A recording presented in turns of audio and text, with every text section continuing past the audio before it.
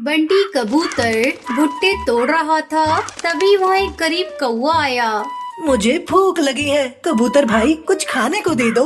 बंटी ने उसे देखा तो तरस खाकर एक भुट्टा उसे तोड़कर दे दिया। भुट्टा खाने के बाद गरीब कौवा बहुत खुश हुआ। वाह, तुम्हारे खेत के भुट्टे तो बहुत ही स्वादिष्ट है। ईश्वर करे तुम्हारे खेत में सोने के भुट्टे हो। इतना कहकर वो गरीब कौवा उड़ गया। बंटी को उसकी बात पर हंसी आ गई। अरे बुद्धू कहीं के, भला सोने के भुट्टे भी किसी के खेत में हो गए हैं आज तक? अरे इसकी जगह पर अच्छी खेती का आशीर्वाद देता तो कुछ बात भी थी।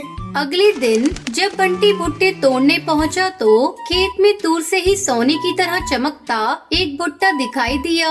बंटी ने पास जाकर देखा तो आश्चर्य से उसकी आंखें खुली की खुली रह गईं। उस भुट्टे के सभी दाने सोने की तरह ठोस थे और चमक रहे थे। बंटी वो भुट्टा लेकर जौहरी तोताराम के पास गया। जौहरी तोताराम जी, आपको तो सोने की बहुत पहचान है। और नहीं तो क्या, मैं खालिस सोने को सूंघ कर पहचान सकता हूँ। बंटी ने उसे अपना भुट्टा दिखाया। अच्छा, जरा चेक करके बताइएगा कि क्या ये शुद्ध सोने का है या नहीं। तोताराम ने भली प्रकार उस भुट्टे का परीक्षण किया। अरे बंटी, ये तो खरे सोने के दानों से बना भुट्टा है। तुम्हें ये कहाँ से मिला? तुम्हें इससे क्या, तुम ये बताओ कि इस भुट्टे की क्या कीमत दोगे? मैं तुम्हें इसके 50,000 रुपए दे सकता हूँ। ये सुनकर उसकी आंखों में चमक आ गई। उसने वो भुट्टा तोताराम को बेच दिया। इसके बाद प्रतिदिन बंटी के एक सोने का भुट्टा मिलने लगा। बंटी बहुत ही अमीर हो गया। बंटी के पास जितना ही ज्यादा पैसा बढ़ता गया, उतना ही वो कंजूस और लालची होता गया। उसने भुट्टे का एक और बड़ा खेत खरीद लिया और कुछ मजदूर भी रख लिए। वो मजदूरों को खेत में देर से बुलाता था और मजदूरों से पहले ही खेत में पहुंचकर वो सोने का भुट्टा तोड़ लेता था। एक दिन वो तोताराम के पास भुट्टा बेचने गया तो तोताराम से रहा नहीं गया और उसने पूछ ही लिया। अरे बंटी, ये तो बताओ कि रोज रोज तुम इतने शुद्ध सोने के दानों से भरा भुट्टा लाते कहाँ से हो? मेरे खेत में सोने के भुट्टे उगते हैं, वहीं से लाता हूँ। अरे भला ऐसा भी होता है कभी कि खेतों में सोने के भुट्टे? झूठ मत बोलो, सच सच बताओ। तुम बहुत सवाल जवाब करते हो। आगे से मैं अपने सोने के भुट्टे शहर में बेचूंगा। ये कहकर बंटी कबूतर अपना भुट्टा लेकर चला गया। बंटी कबूतर दिन पर दिन चिड़चिड़ा और गुस्सैल होता जा रहा था। वो अब किसी से भी सीधे मुंह बात नहीं करता था, पर तोताराम भी कम नहीं था। एक दिन उसने उसका पीछा किया और उसे सुनहरा भुट्टा तोड़ते हुए देख लिया। अगले दिन होने से पहले ही वो बंटी के खेत में पहुंचकर सुनहरा भुट्टा तोड़ लाया। जब बंटी को पता चला कि उसका सुनहरा भुट्टा चोरी हो गया है तो उसे लगा कि ये उसके खेत में काम करने वाले मजदूरों का ही किया धरा है। मेरा सुनहरा भुट्टा किसने चुराया है? मालिक, कौन सा सुनहरा भुट्टा? हम इस बारे में कुछ भी नहीं जानते। सुबह का पहला भुट्टा तो हमेशा आप ही तोड़ते हैं। हम सब तो देर से काम पर आते हैं। अरे झूठ मत बोल, जरूर तुम लोगों को मेरे सुनहरे भुट्टे का भेद पता चल गया है और तुम लोगों ने ही मेरा भुट्टा चुराया है। आज के बाद तुम लोगों को काम पर आने की कोई जरूरत नहीं है। ऐसा मत करिए मालिक, हमने आपके भुट्टे नहीं चुराए। हम तो ईमानदारी की कमाई खाने वाले सीधे साधे पक्षी हैं। अगर आपने हमें नौकरी से निकाल दिया तो हमारे बच्चे भूखे मर जाएंगे। अरे तो मैं क्या करूं? मैंने क्या तुम्हारे बच्चे पालने का ठेका लिया है? आज के बाद तुम सब मुझे अपनी शक्ल भी मत दिखाना।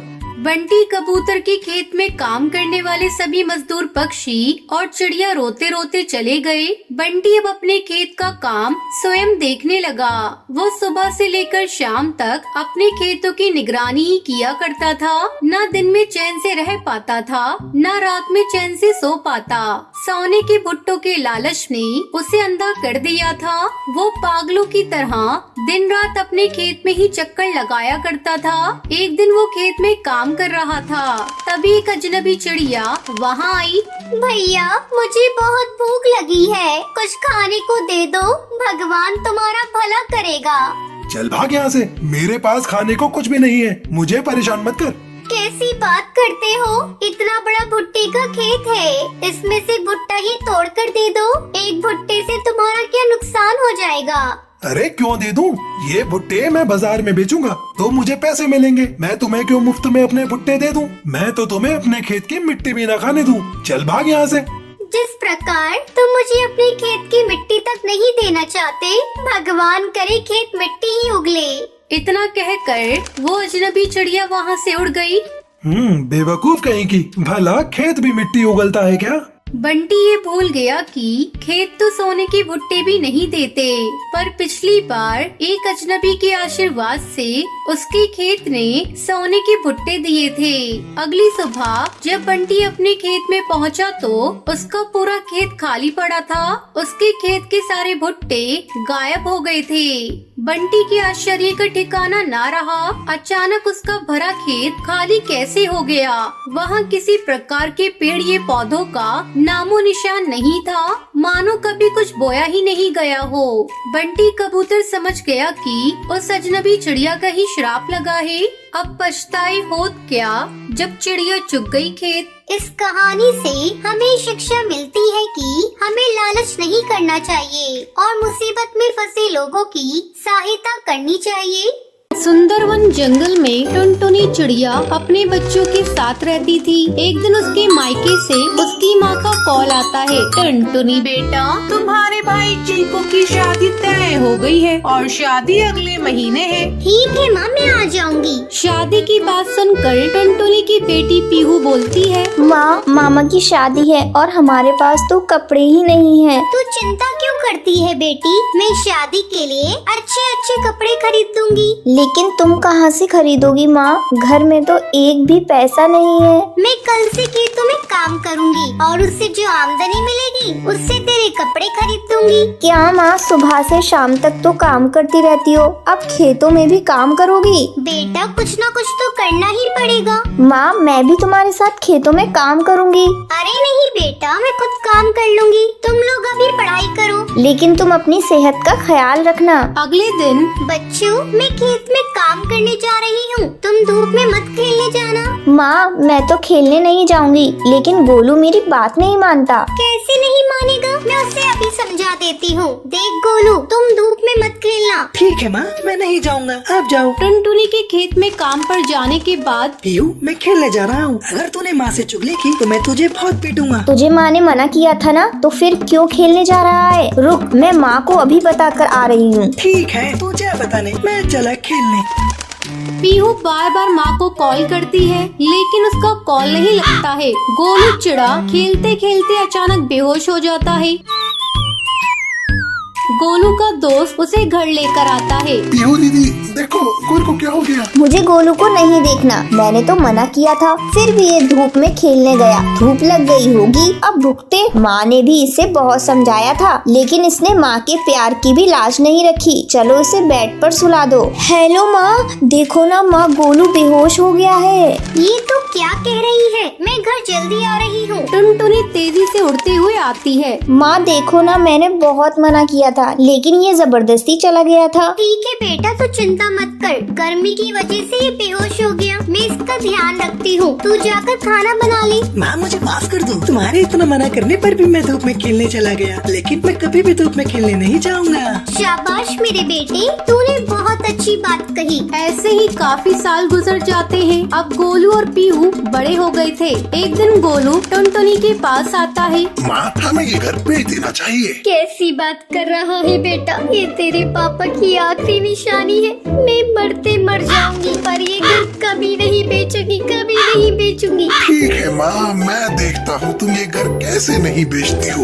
गोलू, तू मेरे प्यार का नाजायज फायदा उठा रहा है। तुझे जो करना है कर ले, पर मैं ये घर किसी भी कीमत पर नहीं बेचूंगी। ठीक है माँ, तुम इस हौसले में रहो, मैं जा रहा हूँ। बेटा तू कहाँ जा रहा है? मुझे इस बुढ़ापे में छोड़कर। अभी तो तेरी बहन की भी शादी नहीं हुई। मैं क्या करूं? ले देकर मेरे पास यही एक घर है, तो इसे भी बेचने को कह रहा है। मुझे छोड़कर मत जा बेटा, मत जा। अब मैं तुम्हारी एक भी बात नहीं मानूंगा। मैं जा रहा हूँ घर छोड़कर। जैसे गोलू घर से बाहर निकलता है उसे चक्कर आते हैं और वो गिर जाता है। टुनटुनी चिड़िया जल्दी बाहर आती है और उसे उठाती है। देख बेटा, ये भगवान का इशारा है, तू अपनी माँ को छोड़कर मत जा। अगर तू मुझे छोड़कर गया तो वापस जिंदा नहीं आएगा और मैं फिर तेरे पापा के पास चली जाऊंगी। फिर तू अकेले इस घर में इधर उधर घूमते रहना। माँ, मरने की बातें मत करो। मैं भटक गया था। मुझे कुछ नहीं चाहिए, बस तुम्हारा प्यार चाहिए। गोलू तूने सही किया, अगर तू चला जाता तो माँ जिंदा नहीं रहती। चल अब चलकर खिचड़ी खा ले, मैंने तेरे लिए गर्मा गर्म खिचड़ी बनाई है। फिर तीनों मिलकर खाना खाते हैं और एक साथ खुशी खुशी रहते हैं। दोस्तों, आज के लकी विनर्स के नाम ये रही आपके स्क्रीन पर।